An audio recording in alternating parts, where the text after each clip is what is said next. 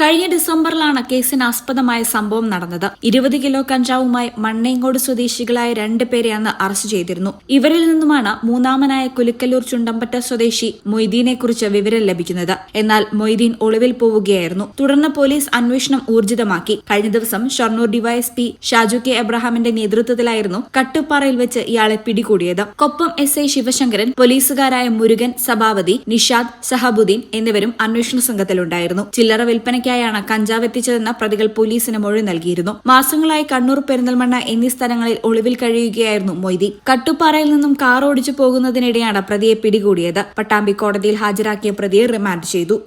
ഈ ചാനൽ പട്ടാമ്പി.